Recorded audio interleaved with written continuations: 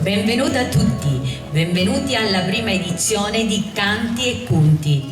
Ci troviamo in una splendida e suggestiva location. Siamo a Castiglione, un antico borgo medievale, anzi il più bel borgo medievale d'Italia, e siamo ospiti della Fondazione Regina Margherita. Oggi la poesia incontrerà la musica in una cornice ricca di folklore, costumi e tradizioni. Faremo un tuffo nel passato, ascoltando la recitazione di versi e ascoltando note e suoni. Tutto per raccontare la nostra sicilianità. Poeti e cantori si alterneranno per parlare di un passato che merita memoria e si tramanda di generazione in generazione. Nel chiostro sono presenti le ricamatrici con i propri lavori, vere e proprie opere d'arte del filo e del lago, che stanno esponendo antichi corredi e in estemporanea spiegheranno proprio l'arte del ricamo. Siamo nel chiostro, come vi dicevo, e assieme ai canti e ai punti stasera vogliamo celebrare la donna, questa mater familias che, rimboccandosi le maniche, lavora mirabilmente con pizzi e ricami e nel passato ha aiutato tanto, come mi è stato raccontato, con la raccolta da nucida, un'importante forma di introito per la famiglia, quindi questa raccolta di nucide, e inoltre il vino, che è una grande ricchezza proprio di Castiglione. Chiamo adesso chi conosce bene il territorio, chi conosce questo borgo ed è pronta ad allietarci con alcuni dei suoi racconti. Abbiamo qui Carmela Tuccari.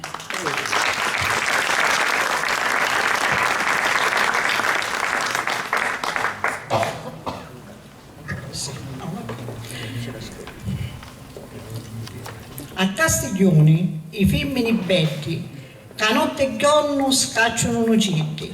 È una leggenda metropolitana, forse, ma nel circondario si diceva che le fanciulle più belle si trovassero proprio a Castiglione.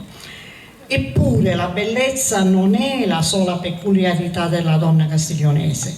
Essa infatti possiede molte qualità. È orgogliosa, tenace, attiva, ingegnosa. Per anni ha gestito al meglio l'economia familiare con un apporto positivo anche per la comunità. Nella narrazione che segue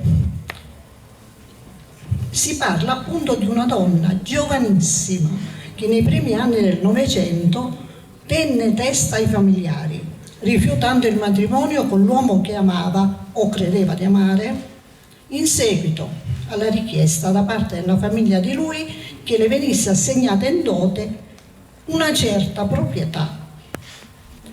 Si era sentita oggetto di scambio. Si tratta di una storia vera. Ho lasciato solo, ho mutato qualche particolare, ho lasciato solo i nomi dei due personaggi principali. Per terminare, lei sposò un vedovo, potestà di Castiglione, però visse sempre in campagna e quando tornò da vedova qui a Castiglione fu amace di Puretti e amica delle suore, soprattutto di una delle superiori, come ho detto prima, di questo orfanotrofio allora, e fece tanto bene, però non è stata mai sposata, suo marito non l'ha mai toccata, una vita un po' così.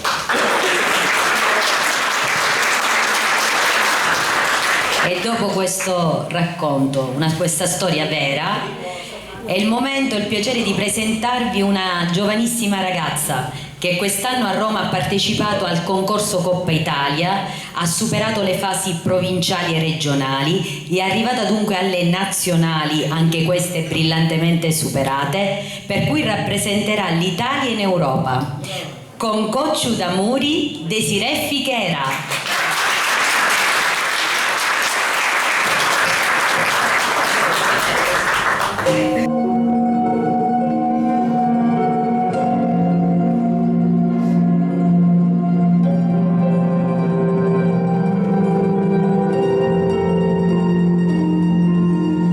La notte scura e non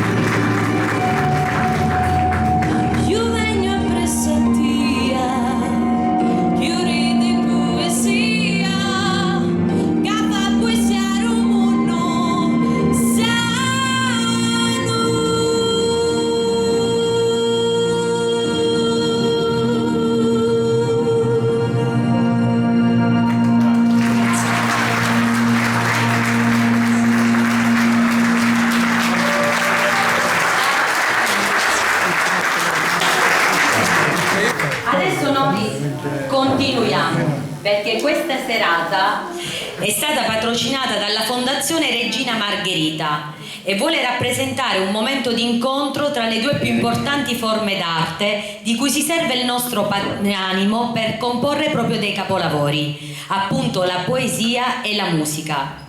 La Sicilia, la nostra amata terra, che il grande scrittore e poeta Goethe definì la chiave di tutto. La Sicilia è la purezza dei contorni, la morbidezza di ogni cosa, la cedevole scambievolezza delle tinte, l'unità armonica del cielo col mare e del mare con la terra. Chi ha visto ciò una sola volta lo possederà per tutta la vita. Ed è vero, perché la bellezza che abbiamo in Sicilia in pochi altri posti si può ritrovare. Tantissimi artisti, come vi dicevo, hanno cantato, suonato e ballato la bellezza di questa terra.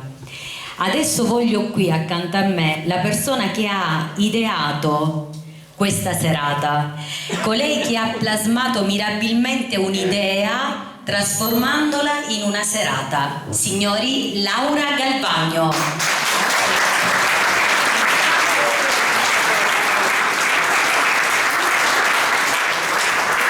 Con una presentazione così però.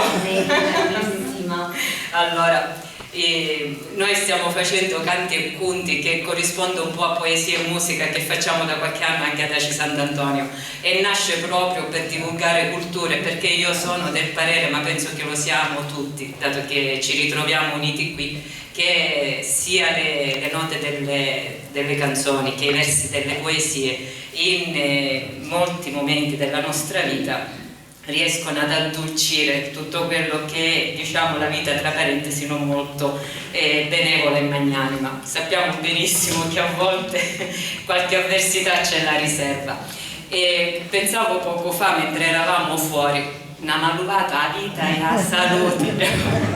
Stamattina che siamo qui salendo e scendendo insieme all'avvocato, tutti quanti, tutte le donne. No, Davide, poverino Davide, non avete la più pallida idea, chiedendo: ma questo lo possiamo prendere magari del 1300, 1500, e noi tutte e due qui a salire e scendere con tazze, teiere, cose. E poi alla fine, Sì, perché ogni pezzo che era stato messo e alla fine ha un piove. valore inestimabile. Le ricamatrici immediatamente hanno abbellito tutto il cortile. Voi l'avete visto, alcuni di voi però, e io ringrazio, è una parte di Aci Sant'Antonio che è venuta. Buonasera, benvenuti. Capisco che non è facile e non siete riusciti a vederlo, ma io l'ho fotografato, non poteva mancare, quindi ve lo farò vedere in fotografia. L'hanno ripristinato, hanno sistemato da capo il cortile. Abbiamo risistemato. Comunque vi volevo dire che a proposito di cultura, noi siciliani, e dico noi siciliani, fa parte della nostra cultura, abbiamo un modo di arrangiarci incredibile. E i primi gocci già c'erano, i tavoli spostati, qualcuno aveva l'ombrello aperto. Ci sappiamo arrangiare benissimo. Comunque, volevamo fare una cosa carina fuori, ma è riuscita ugualmente, perché poi alla fine, sì, è vero, le tovaglie di lino, i pizzi, i ricami, le nostre antichità fanno cornice, ma alla fine siamo noi quelli che realizziamo l'evento. Io sono stata qui in questa primavera scorsa, sono amica decennale, diciamo decennale, di Michele Tuccari, no, diciamo troppo, altrimenti scoprite che stiamo picchiaretti. Però poi ho conosciuto anche il presidente della fondazione, che io desidero vicino qui accanto a me.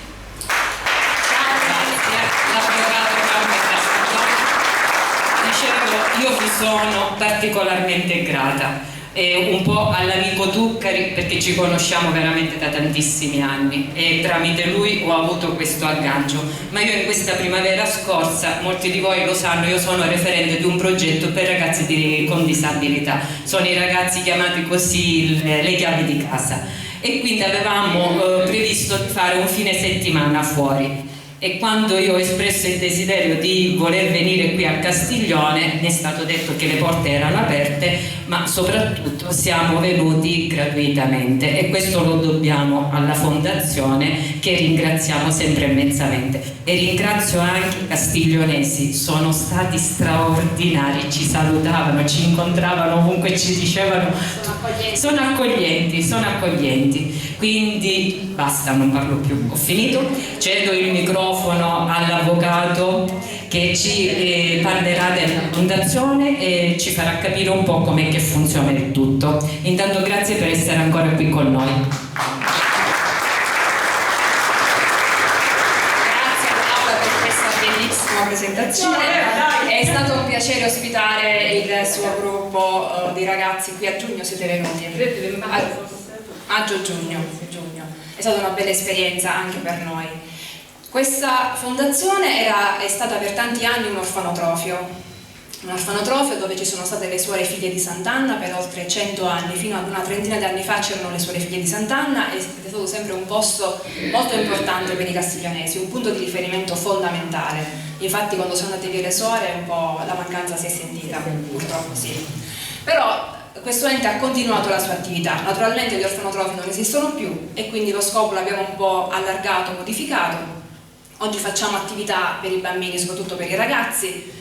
Abbiamo un corso di propedeutica musicale, fanno canto, fanno pianoforte, organizziamo qui degli eventi per i ragazzini, abbiamo organizzato il Grest, fino all'altro giorno c'era la piscina fuori, i ragazzini che si sono divertiti, abbiamo fatto la festa di fine estate. E quindi questa è un po' l'attività della fondazione, soprattutto per i bambini e per i ragazzi. Abbiamo fatto un progetto importante con il professore Piccione, che qui da qualche parte adesso non vedo più, eccolo sotto, un progetto triennale coinvolgendo moltissime scuole, il progetto Sana, per cercare di educare i bambini all'alimentazione, al rispetto della natura e a tante altre cose che il professore in questi anni ci ha sempre aiutato moltissimo, perché è amico di Michele. Ma tutti amici di Michele, e siamo diventati nel frattempo anche noi tutti amici. E quindi questa è un po' la Fondazione Regina Margherita. Grazie. Io vorrei ricordare che fanno parte del consiglio d'amministrazione anche il vicepresidente dell'associazione Davide Arcidiacono e il consigliere che è qui davanti, Irene Randazzo. Grazie per l'accoglienza, per quello che fate, per il progetto che portate avanti. Invece adesso due paroline, anche se era parecchio restio, voglio sentirle dalla voce di Michele Tuccari, perché Michele ci ha lietato con racconti a partire da quello del melograno che incantano, quindi qualcosa di storico sulla fondazione. Grazie. Qualcosa di storico per quello che si può. Intanto scusate se sono realmente commosso, intanto di avere tanta gente davanti, anche perché, come diceva mia sorella, noi qua siamo vissuti con pane e batia, perché questa qua noi abbiamo, cioè per tutti i castiglionesi è abbatia, non veniva chiamata il monastero, il collegio, eccetera, o orfanotrofio o meglio ancora abbatia. L'abbatia quando nasce nel 1407, per cui è bella longeva, e nasce su un terreno che una volta era una roccaforte, probabilmente greca, romana, araba, sono passati tutti, assieme al bastione, alla torre che ora è l'abside della chiesa di San Pietro. Una ricca vedova nel 1407 assieme ad altre, nella cronaca dice pie donne, e realmente erano pie donne, hanno creato un ricovero diciamo per le persone più disagiate, per gli anziani, per i bambini. Diciamo è nata in maniera forse molto estemporanea, però è andata avanti. Queste donne, non erano suore, hanno preso come guida la regola delle carmelitane.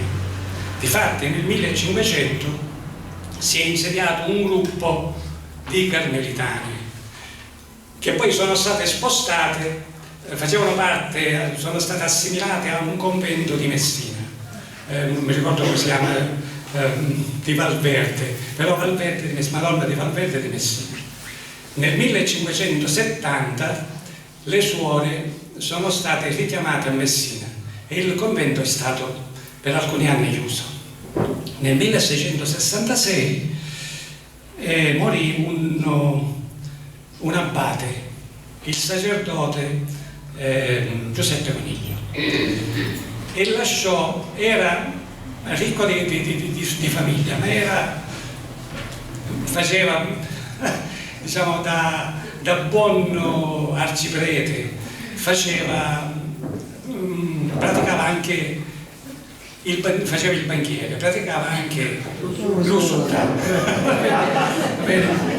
e lasciò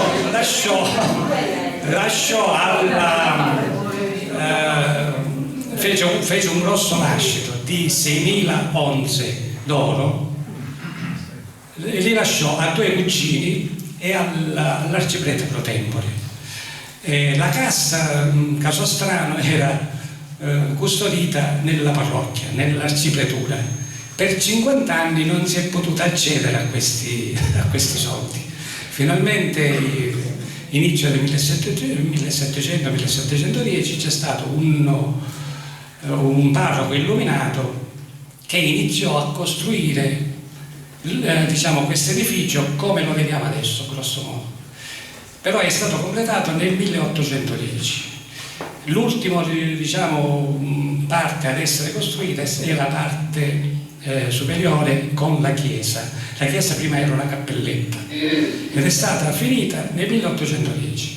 La chiesa si è conservata bene perché dal 1810 per tanto tempo non è entrato nessuno. E è nata questo lascito era stato fatto per la creazione di un monastero di sole donne per la fanciulla castiglionese, per cui un orfanotrofio. Quando fu completato l'edificio,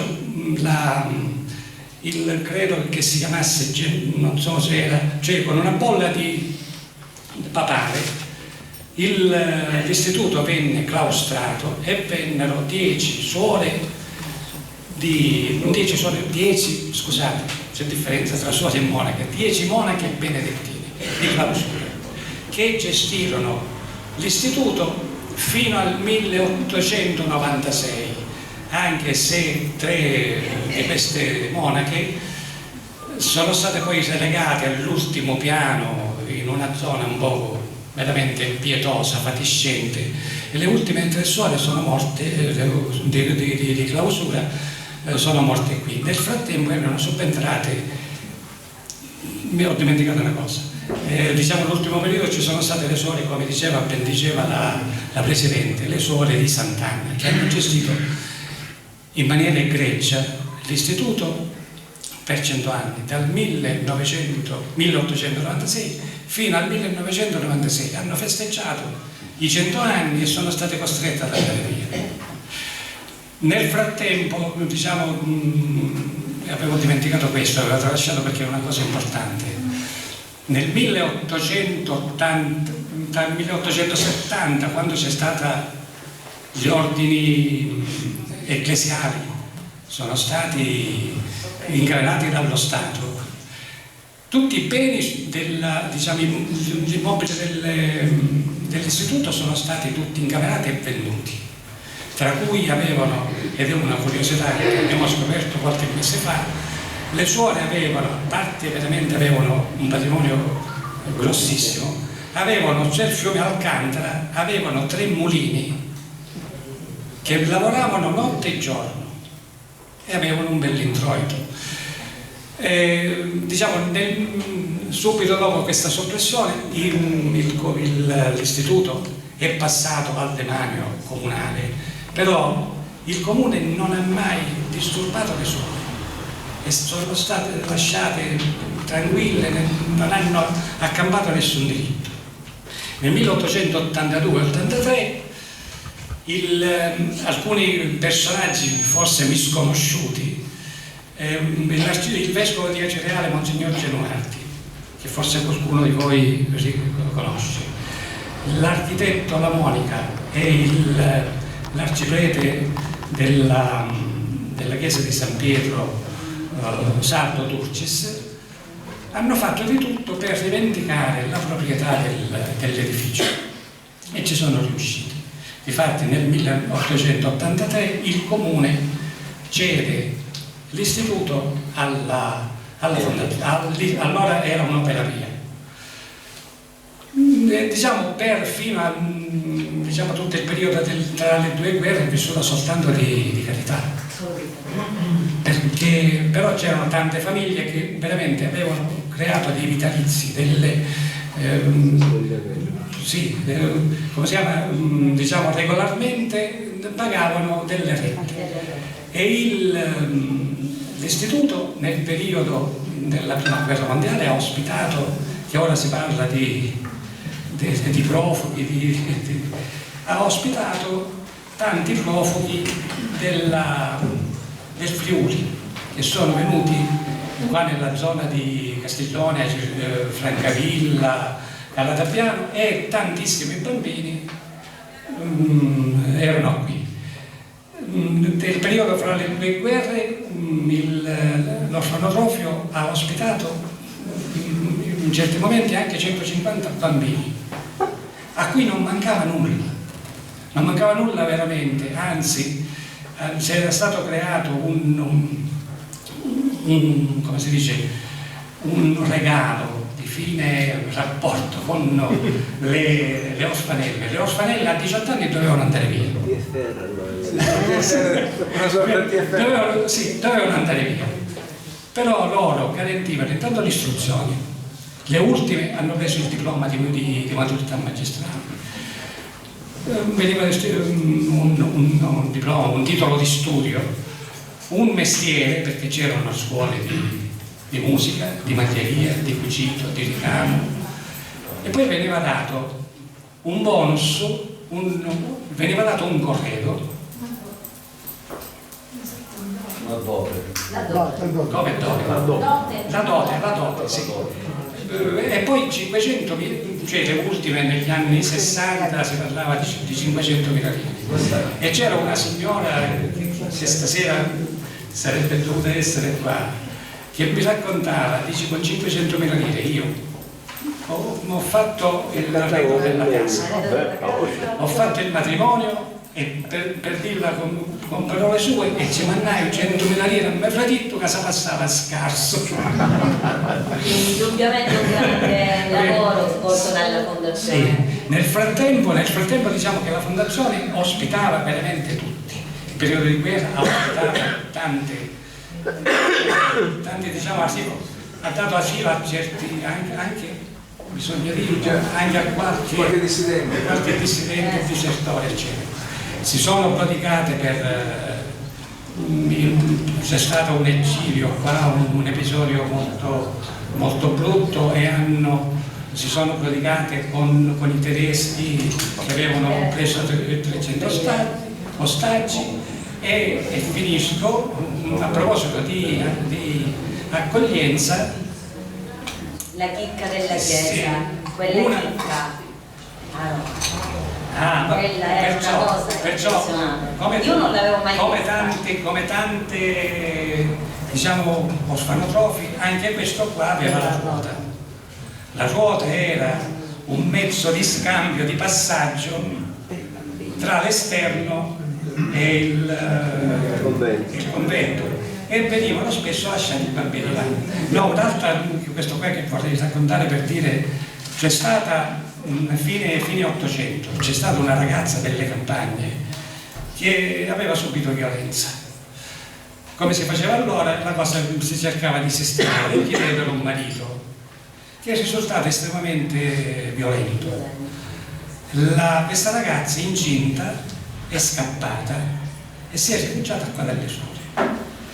Ha dato la luce alla bambina. La bambina poi a 18 anni è andata via, lei non è andata mai via, è morta a 60 anni qui. e ha fatto la vita come le altre suore. Per dire, diciamo, per dire, diciamo, che l'istituto è stato sempre, diciamo, un faro per la zona, e noi, siccome, come dice il Presidente, che non vedo, mi è spostato un attimo. Diciamo che l'attività, ormai gli orfanotrofi anche per legge sono stati chiusi, soppressi, per cui noi ci vogliamo spostare verso altre attività che siano sempre inerenti ai giovani, come importante istruzione, educazione, diciamo, aiutarli a vivere in comunità, diciamo, è come si dice, un desiderio che noi vorremmo avere. Grazie e scusate se non ti sei divulgato. La verità è che Michele, come tanti altri anziani, rappresentano proprio la nostra memoria ed è bello ascoltarli. Castiglione dedica proprio 2 poesie al suo paese, Castiglione e Natale a Castiglione.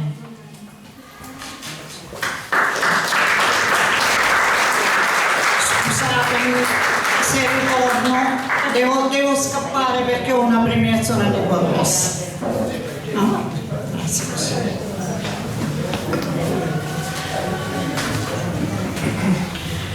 Ho scritto questa poesia nel 2000, dopo la morte di mia madre. Venendo qui ho trovato la desolazione. Adesso il paese sta rivivendo e sono felice di questo, ma in quel periodo mi si è stretto il cuore. Ho scritto questi versi che sono dolci amari. Lume paesi. Sopra una cricca di monti, una taglianaucia casi, scingiuti come fratuzzi quando ciuscia l'uraiesi, e si impugnano fridduranni sotto una cucia bianca, abbrazzati, con l'occhio che aperciono lo scuro.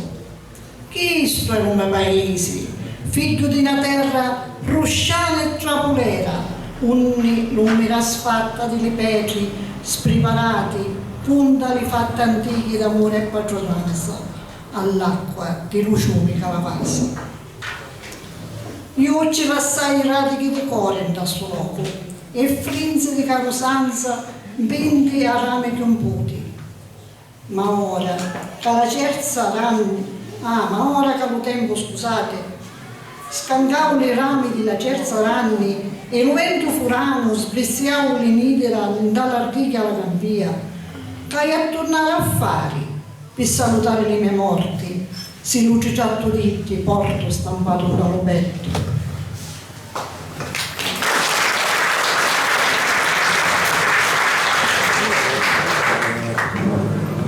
Una cosa bellissima che si faceva e si fa adesso ancora ad uso turistico, credo, sono le icone nei vari quartieri durante la novena di Natale. Per me era una cosa, quando ero bambina, bellissima, perché non era un presepe, ma era su 4 pali una cupola di spinapulici, non so come si chiama in italiano. Sì. E poi c'erano dei pastori dipinti solo a metà davanti, ma arance, mandarine per tornare, non c'erano quelle di Natale, quelle cose esistevano. Una cosa bella è stata quando, poco dopo la guerra, qualcuno ha ideato di mettere un filo da un balcone all'altro e faceva scendere una stella fatta con carta oleata, non so, con un lumino dentro. Ero molto piccola, però mi sembrava una cosa bellissima. Quanto studi stasera? Festaranno stasera a quartieri, bambi, bambaricchi e luminaria, fanno a cazzotti con una dimugna di stitti che trapunge in cielo un solo nuoto. E la notte che nasceva un bambinetto, quando stiti nell'avionetto che non va 20 giorni. Ci pensi, Nino, quando erano carosi, i 9 siri, con i naschi all'aria, a mezzo un tur di prieri, spittavamo la stica che calava sopra una rutta scognita e freddosa. C'era un giaramillare rigiadato che scuturiava gli ombra di sonno. La cona apparecchiata da nagnuni, autunna per altri picceriti. E c'era su tangeli spinapulici, gavizzale San Giuseppe con Maria, un angelo di cartone a pisanfilo e sopra l'ulippo fresco 4 pastori grida a mezzafacci, 3 pecoretti e ponnamento, aranci e mandarini. C'era la buona parola a coffichini e si mangiava pani e contentezza. Un alario netto di odori lontani da apparecchi inglesi e americani. Chi lo sono da strisciate no venivo, ma non nasceva una paglia un bambino. Fosse da stridra spellucente d'amore, restava una razza di una mangiatura, oppure una vedevo, luciati come semo di loro fauso, canellinghi le mani e mi spagantano fuori. Mano d'uomo, tamasciano, croce e mungiano vireni, per tanti bambinetti di sta terra, per tutte le cristi che cappellavamo frati. Ma quando siete stasera, Nino?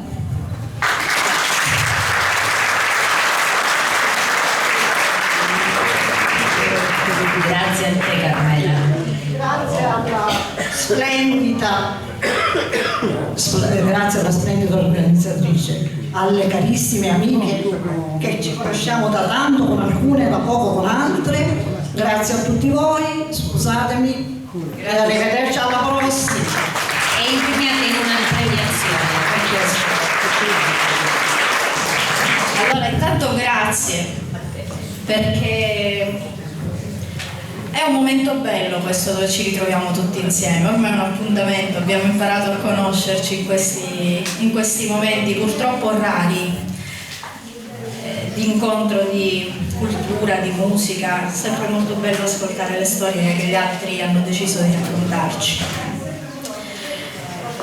Laura mi ha chiesto di portare qualcosa su questo tema così, che sentiamo così forte dentro noi stessi, la sicilianità e le donne.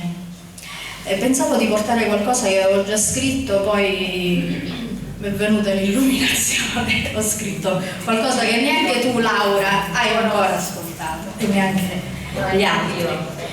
Vorrei, se mi permettete, dedicare questo momento a una persona importante della mia vita che ho rivisto dopo tanti anni e che stasera è qui insieme ad un'altra amica.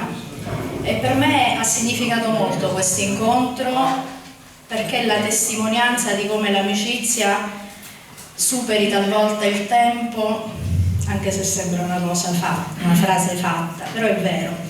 Supera il tempo e supera le distanze e anche qualche cattiveria ogni tanto. Bene, allora la poesia che sto per leggervi si chiama Femmina ed è un dialogo, forse un dialogo interiore, forse no. Che ve ne a dire femmina? Dimmillo. Di ti a leggio lu chianto un tal asciutto. Femmina dici, e che me lo domani? Tali tendo frunno di lugori su non ti scanti di scommigliare vai. Eppure io, umbra, non vedo meglio di chi da che si spanni in di lumari se tu stai ferma come un'antica vergine sopra i promontori, quando scura. Potessero cantare i capiti che t'accarizza o vento della sera come l'antichi cordi di citara che spade curve su tali sventure d'oro parissimo, sgombre di pensieri, ma che va contando, tali abbono. Levete stocchi d'amore, stuciato ucciatatore, ma così femmina, hai dincia tutto l'uniuro di sta terra, li scialli fitti allo cuore delle mace, lo manto al lutto della vergine scuro di peggia, lava di un'iega spunta soli di inescia, passato un iuro come la notte rusticana, presenti amaro di migranti che facciarsi, mentre a gran voce chiamano, è scuro, tinto, l'abisso dei cialocchi. Sogno femmina, sì, ma di Sicilia. Non hai padrona e manco servi, né diavoli né angeli a darmi consigli, ma tutto questo aveva il suo prezzo. Per questo ti scordasti l'isola Caidincia, lo mare, la sua sfuma travolgente, lo fuoco che magnifico e potenti, le mani pronte a dare aiuto, sempre. Soprania la notte la tua voce. Parlami con questa voce, femmina, non ti fermare mai, che tu si stida che illumina la notte, che l'uomo non è degno di tagliare. Per la tua storia, per chi da di tutte le femmine di prima, per lo pianto di mace che insieme alla terra, per lo destino che ti vuole amara, vasamo le mani, femmina gragnosa.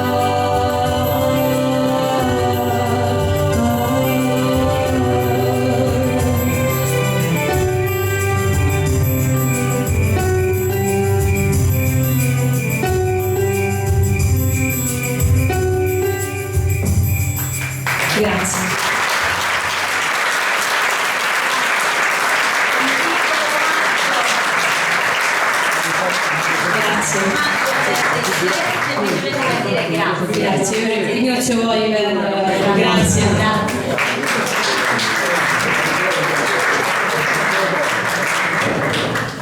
Continuiamo con la poesia. È il momento della poetessa Rosalda Schillaci che ci fa ascoltare Già tu canne in vita e Femmina ittata.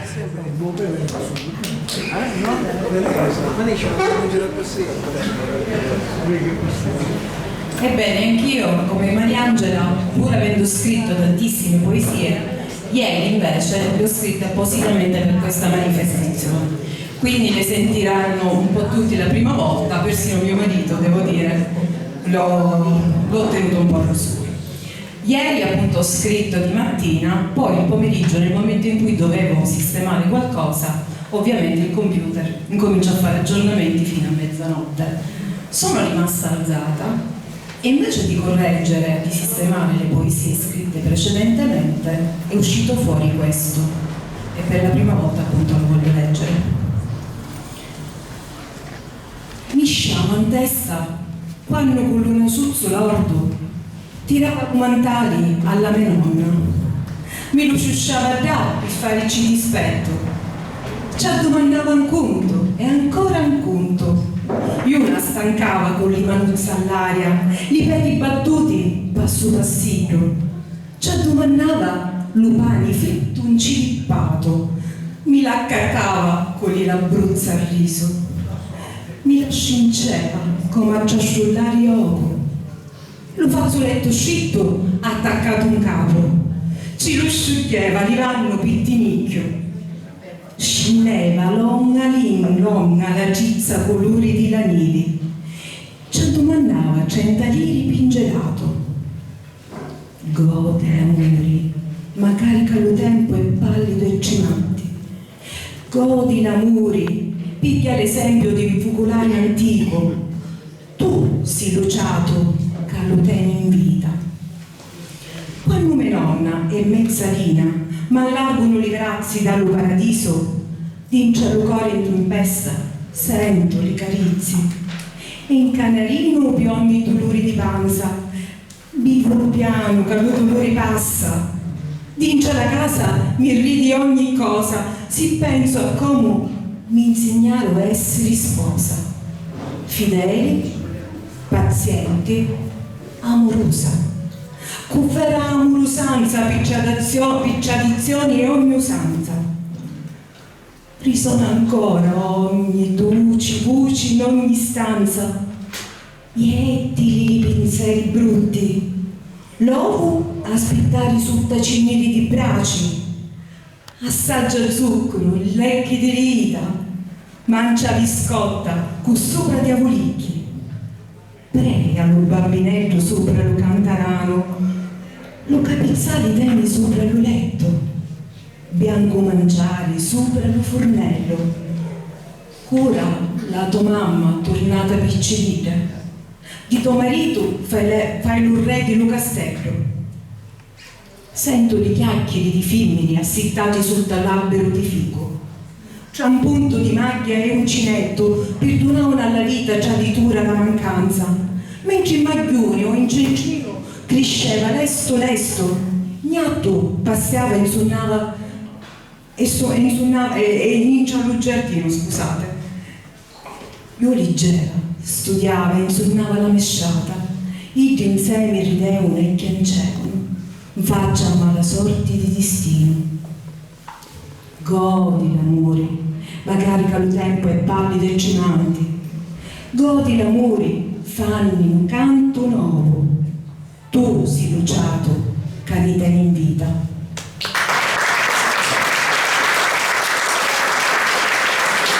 La mamma splendida ancora in vita, seppur malata, e mia zia e la mia nonna che abitavano una al piano superiore e una accanto, quindi ho goduto quello che purtroppo i bambini in questo orfanotrofio magari purtroppo non hanno avuto. E io questa sera ho voluto dedicare a maggior ragione questa poesia, perché i bambini non hanno solo bisogno del pane, dei beni materiali, ma hanno bisogno di amore, e io mi ritengo fortunata perché ne ho avuto veramente tanto nella vita, grazie a Dio. Invece c'è qualche donna, appunto parecchie donne che sono meno fortunate e che purtroppo non capiscono che a volte l'amore ce l'hanno soltanto loro negli occhi, invece chi gli sta accanto non li ama e più delle volte gli fa anche del male. Mi ha colpito un'espressione, ittata a cascia di carretto, cioè buttata così, così come capita, non tenute in nessun conto questa donna. E quanti casi sentiamo in televisione di donne uccise e poi buttate nella spazzatura o nei posti meno consoni, diciamo, dopo tanta violenza. E questa appunto è la seconda poesia. Femmina ittata a cascia di carretto, avi nadoti di pene e di dolori, che di 1000 anni raccama rispetto, invece mori villigi di l'onore. Spagni e la manna la parola a Dio, ma non la scuta l'uomo scialarato, carrunza lo possesso vittisio, fingendosi amanti innamorato. Cullastimi di lacrimi e galera, cunta notte giorna all'ammicati, voglio è dittato a punta e a cantonera, ragioni e loco da cieche anni recati. Un seggio di fragili e collere mi piglio, amore vero non fa carneficina, non fa pertusa, né all'uomo fa cavicchio, a mensa luna lo sangue alla vina. Nella luci, videnza di lampioni, l'orda di rosso la casa e gli muri, sfumica furiano ignuni, lascia agli spalli l'eco di cimuri. S'allontana prego da ogni creatura, s'ammacia da sera, inverno e stati, ni cuzza e chitarra cantatura, inganna cori e stili mai abbrumati.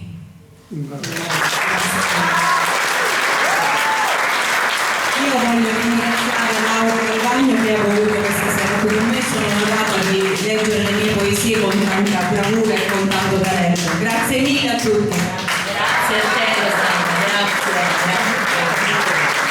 È il momento adesso della poetessa Angela Bono che ci fa ascoltare Tita Liu Mari e la leggenda di Ace Galatea. Grazie. Sono felicissima di essere qui, in questo straordinario evento emozionale. Ringrazio vivamente Laura Galvagno, infaticabile grande donna, il presidente di questa fondazione, che insieme a Michele Tuccari e a Carmela Tuccari, mia grandissima amica, mi hanno invitato in questa bellissima città di Castiglione, ricca di storia e di cultura, tra canti e culti della nostra amata Sicilia. Ringrazio loro, ringrazio tutti gli amici e artisti presenti e voi del pubblico che con la vostra presenza riempite la nostra anima di gioia. Grazie.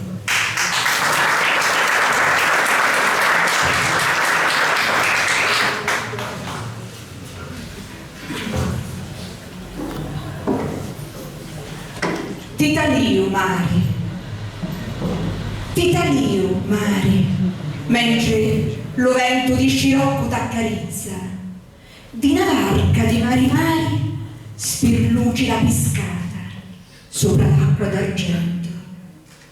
Tita Liu Mari, e macino pensieri, mare, o mare che fai pignari, porti barconi dei migranti come sardini incarcati, cercano un travaglio e sbarcano dagli costieri italiani, ma non c'è niente di spirali. E tu che fai, mari? Renne incazzato a mezzo dei cavaggiuni, uomini malasurtati, senza più vita. Tita Liu Mari, e penso a sto mondo ittato al vento, lassavo non da pace, assai campane a morti, amo sentito suonare. No, non mi voglio rizittare. Con una sprizza di speranza voglio stendere il bannere di libertà per quadrare l'ommerno che m'arronchia lo petto. Titalio mare, pare un paladino, ammocci segreti e di sì, pugili d'amore, e vola, vola nella fantasia, ubriaca di nostalgia, un picciriggio ammutta contento, una varpuzza di carta. Titalio mare, è solo, magari un core, aspetta sempre che aggiorna, aspetta sempre che aggiorna. Grazie.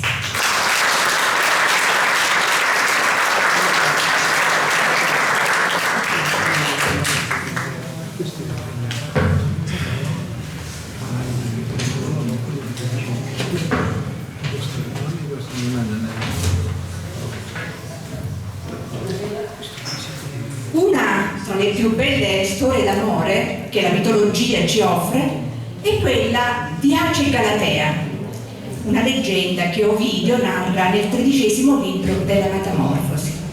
Questa storia si svolse alle pendici dell'Etna, luogo di eccellenza per l'immaginario e la simbologia, la montagna del fuoco e delle grotte, del mare e dei fiumi, della distruzione e della rinascita.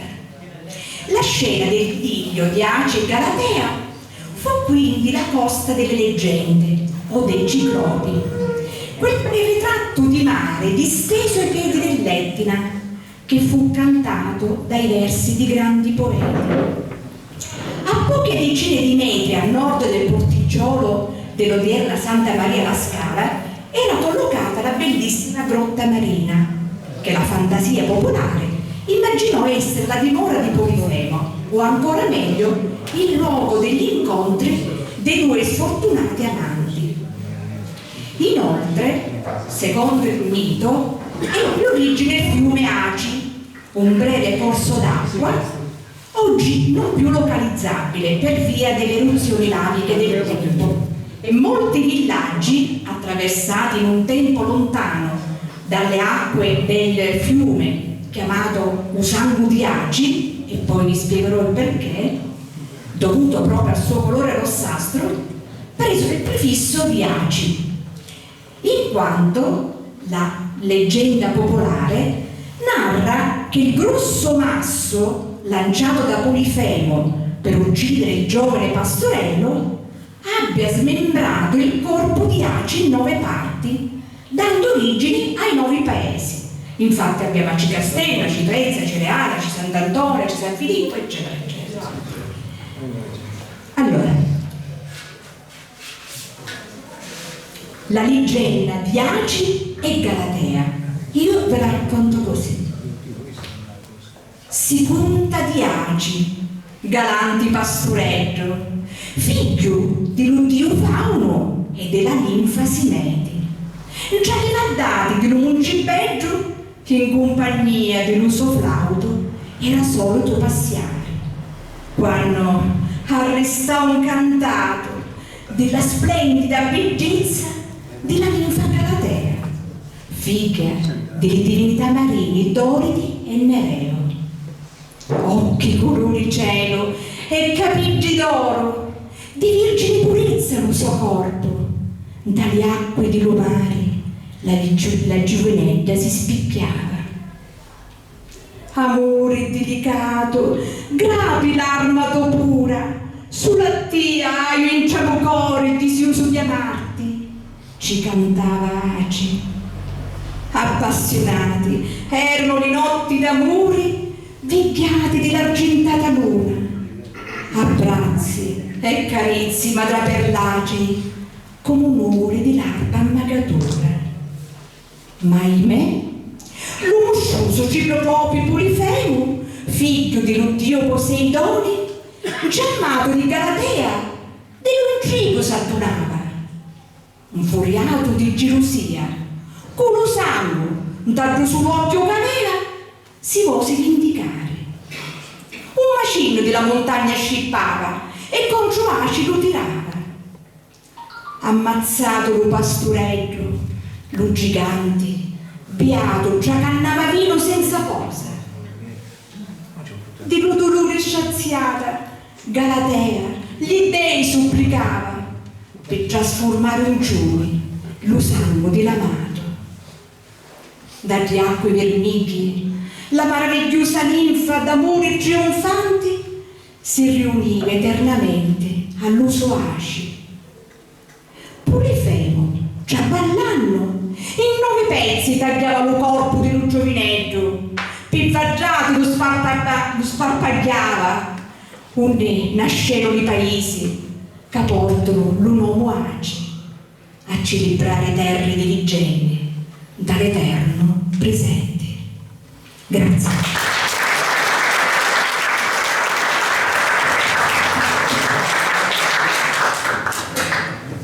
È il momento del poeta Montalbano Gianni che ci fa ascoltare Margherita e Luchiando di Gelsomina.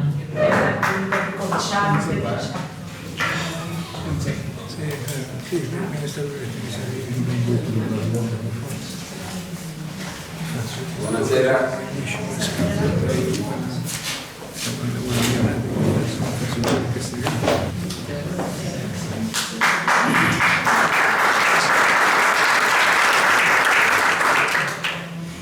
Ogni mattina vedeva passare sotto la mia finestra. Era tanto bello e dolce che il cuore mi sentiva svolazzare. Teneva faccia angelosa come una rosa in maggio. Teneva un petto palomino, teneva la bocca come una cerasa. Teneva pure 2 occhi che erano 2 stelle brillanti da notte scura e io mi innamorai come un passero al primo volo si innamora allo cielo. Squagliai come un gelato rimpiccirillo, come a prima nipi sotto i raggi rosoli. Ma affacciai intorno alla finestra e quando vitti passare coraggio mi feci. Per dirci tutto quello che di notte penso e sonno non trovo. Gemmi, ingascia dall'uso scuri, dall'uso vero scuro le notti e t'inguruna, curnuta dema splendente di la luna.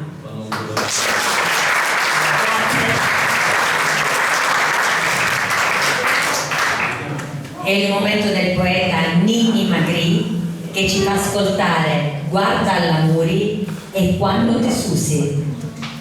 Non è guarda all'amore quando ti susi. Guarda all'amore quando ti susi. Vi giuro che sarò brevissimo. Senza teatro. Bravo. Anche perché poi c'è l'amico avvocato. Avevo fame. E l'ultimo momento. Queste 2 poesie sono contro la violenza sulle donne. Tanto io il tema lo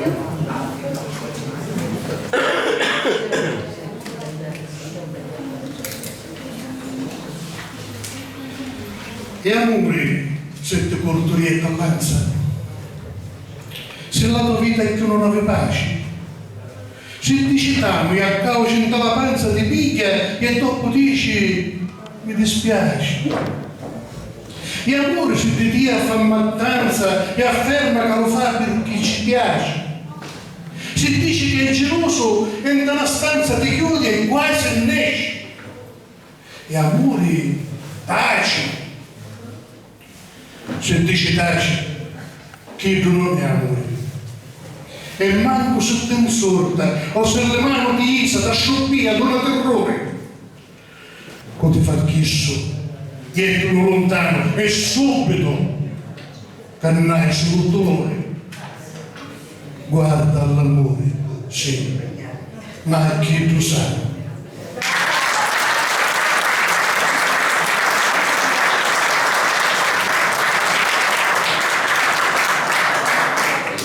E sempre per rammentare alla donna sempre per aumentare alla donna qual è la sua importanza. Oh donna, quando ti susi la mattina non ti insaiare tra vesti antica, scusate, la poesia è un'arte e come tutte le arti si nutre di silenzio. Grazie.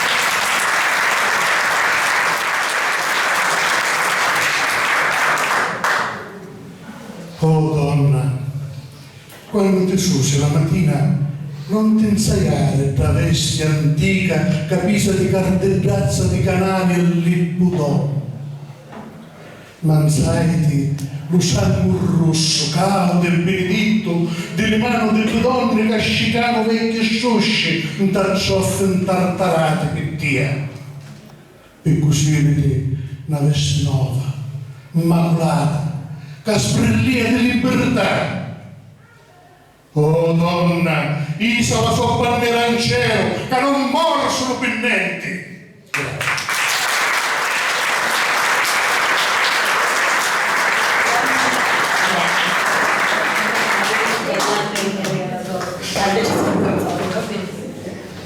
Grazie.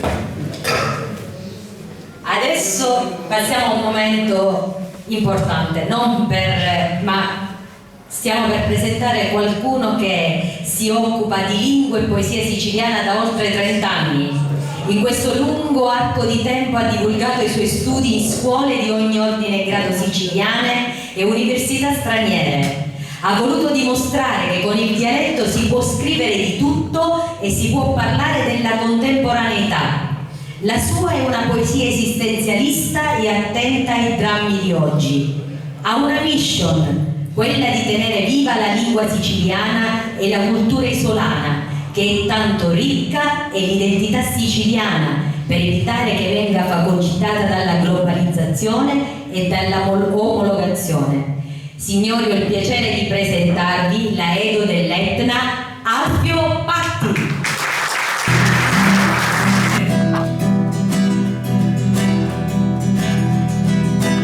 E vini a cantare all'aria scoperto, ogni capo concluso.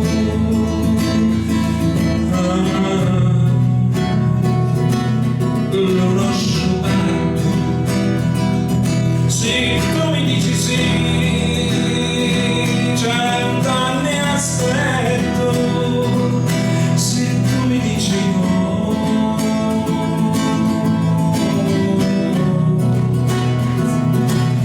rompe un vatto, e chiudo dentro me, spacco un petto, d'ingia ci giubirai,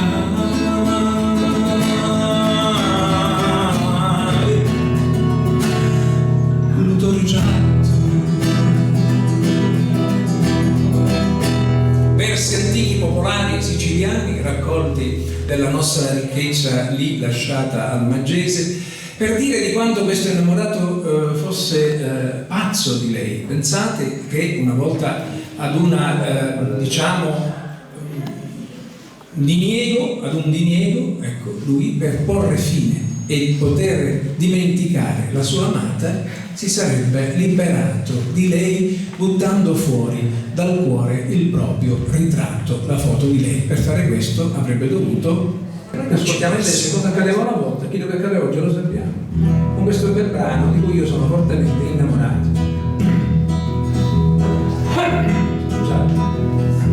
All'America arriva una ciuscita da mano, c'è da giornata di vapore, con giustizia e con dolore, ma sbarcando dei vapori, mi chiuderono a stanzone, cavalletto di vanti senza bagna e ben frazzati.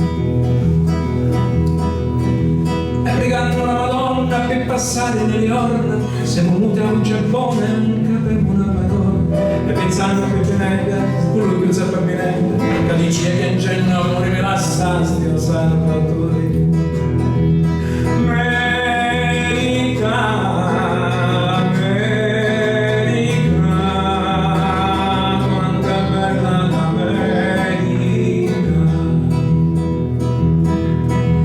altri stig americani cominciamo a giovecchiare con pazienza e con sudori, guadagnando lo costone.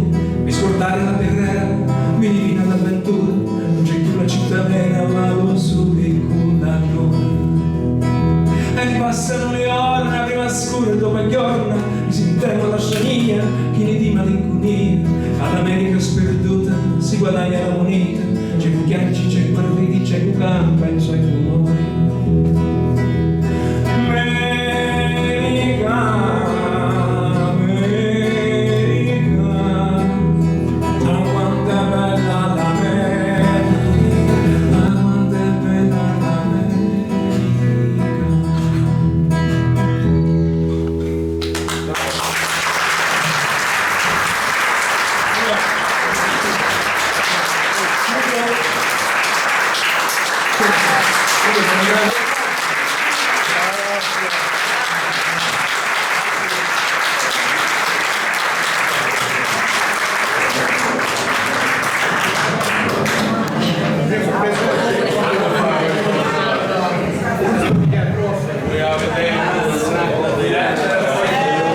Allora, abbiamo ascoltato poesia, musica, abbiamo ammirato le opere degli artigiani, ma è il momento dei ringraziamenti.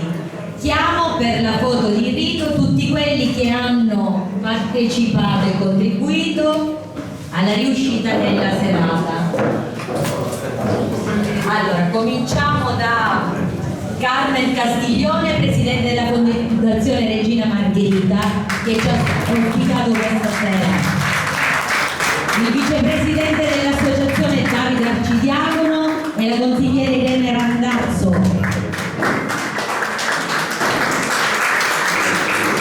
Michele Tuccari, perché ha fortemente voluto questa serata. Il poeta Alfio Patti, i poeti Mariangela Mongibello, Rosalda Schillaci, Angela Bono, Montalbano Gianni, Rosetta Di Bella, Ninni Magri e Fabiana, che dovrebbe consegnare le orchidee. Vicino a me Laura Galvagno.